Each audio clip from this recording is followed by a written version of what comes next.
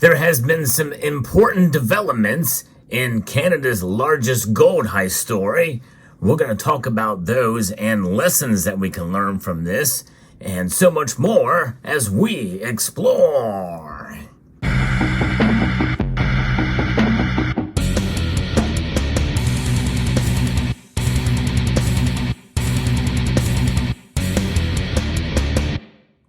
I have a playlist unique to this channel covering precious metal crimes.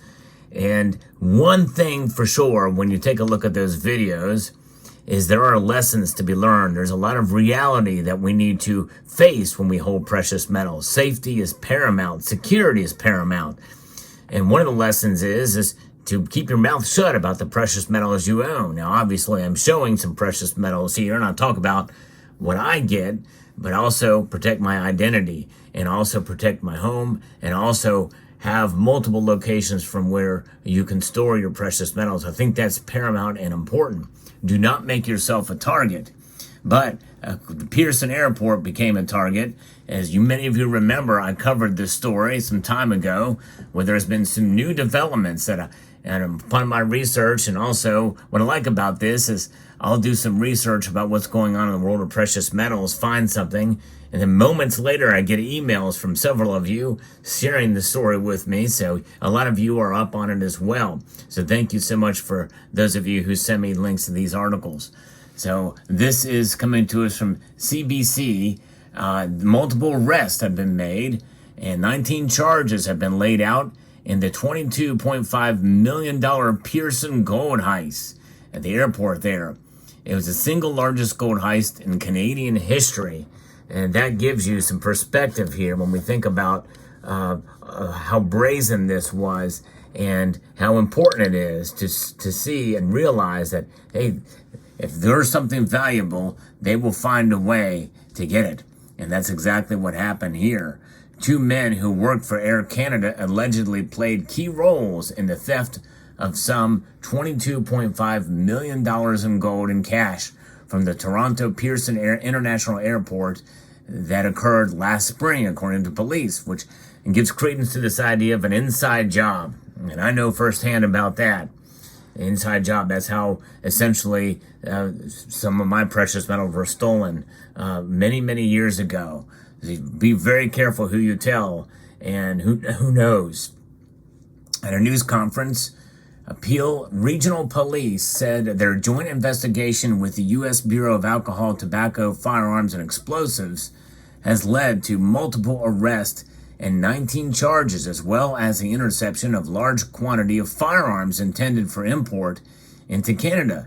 So they worked with the United States enforcement officials as well on this. This story is a sensational one, and one which probably, we jokingly say, belongs in a Netflix series, according to Peel Police Chief Nishan Giarpa said. Of course, stay tuned, that very well could happen, and I would love to watch it, because this is something made for a series or a movie or a documentary at the very least. Lead investigator, Detective Sergeant Mike Mavety, called the daring theft from Air Canada cargo facility the single largest gold heist in the history of Canada. He said two men who worked for the airline were instrumental in pulling it off.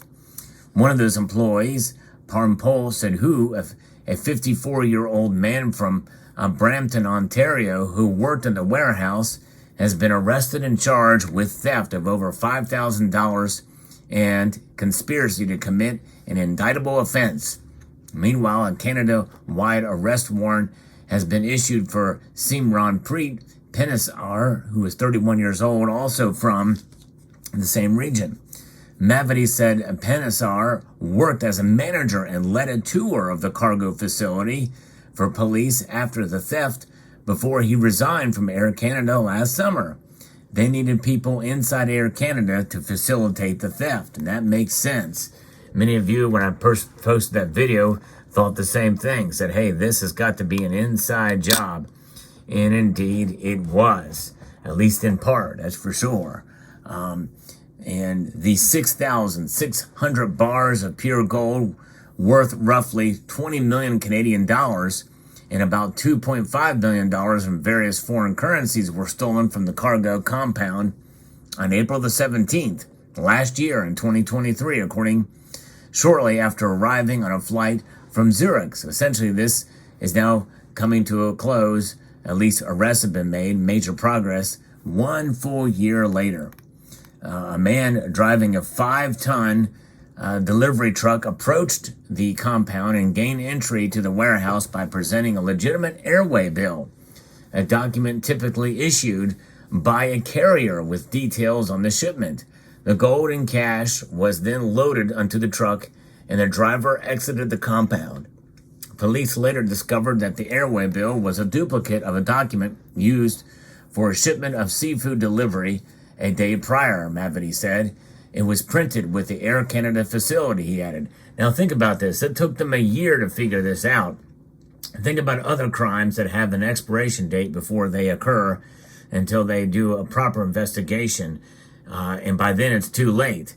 I'll give you a hint. It happened here in the United States, and it involved several key states in the Union here at a certain time where there's a lot going on, and that's all I'll say about that. You can fill in the gaps there, but let that sink in for a moment.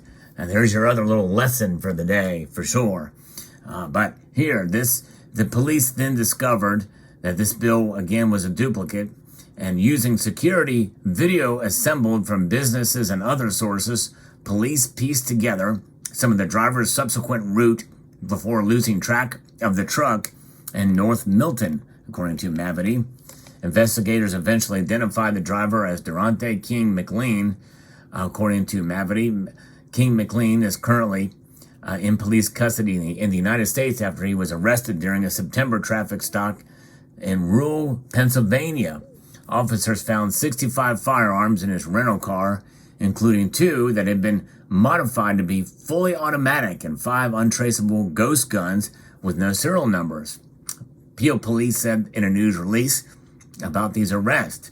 Mavity and the ATF alleged the guns were bound for Canada.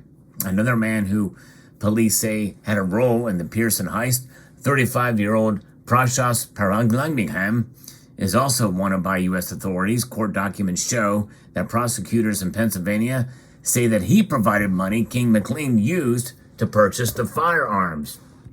So there we have a little theme there going on, firearms and gold. What a combination indeed between these two. It's crazy. And so we're alleging that some of the individuals who participated in this situation, in this gold theft, are also involved in aspects of firearm trafficking. And who knows, maybe the sale of the gold would have led to purchase of yet more firearms. We are alleging that this has occurred, and Paraglungingham was charged by Peel Police with an accessory after the fact of an indictable offense. He was also indicted by a U.S. grand jury on charges of firearm trafficking, aiding and abetting, and conspiracy. Peel Police have issued an arrest for King McLean, who is wanted in Ontario for theft over $5,000 in proceeds of a crime, the possession thereof. Over the last year, the task force executed 37 search warrants related to the heist investigation. They turned up $430,000 in cash, 6 pure gold bracelets worth $89,000, as well as smelting pots, casts, and molds. We believe the gold has been melted down and reconstituted into local and international markets. Yep, that's what they do. We've seen that happen before. That's what smart criminals do, because you cannot identify gold. Gold that is unidentifiable is gold that certainly is hard to trace. Very, very hard to trace. And by the way, that's another reason why we hold gold. You know, certain things like bars will have serial numbers and the like on them, but essentially it is gold, recognizable, and can be liquid everywhere after being melted down into liquid form and reconstituted in some manner or form. Pretty amazing. And they found these now a debt list, which is most commonly associated with drug trafficking investigations. One of the lists amounts to $10.23 million, while the other totals $9.94 million. We believe these lists actually show where the money was distributed when the gold was sold by the suspects. And it also lists a couple of other men that were arrested, and arrest warrants have also been issued in other areas. Now, another source here from is talking about this, ABC News, that these gold bars weighed about 400 kilograms, and that they believe that they melted those down. It's pretty amazing. What a story. What a conclusion to it. Of course, trials will begin, and I may cover those as well too, but this is something else to see and witness, that there's finally been justice served. Took a year to happen, and it gives you some idea of credence. The slow wheels of justice move, and some people use that to their advantage to be able to get away with other crimes. But fascinating indeed. Let me know what your thoughts are about this case. Found it quite interesting. Thought I'd share it with the group. And thanks again to many of you who share stories with me, and to several of you who shared this story with me. And I would like to extend a multitude of gratitude to each and every one of you for taking the time to watch, and to encourage you to please rate, share, comment, and subscribe.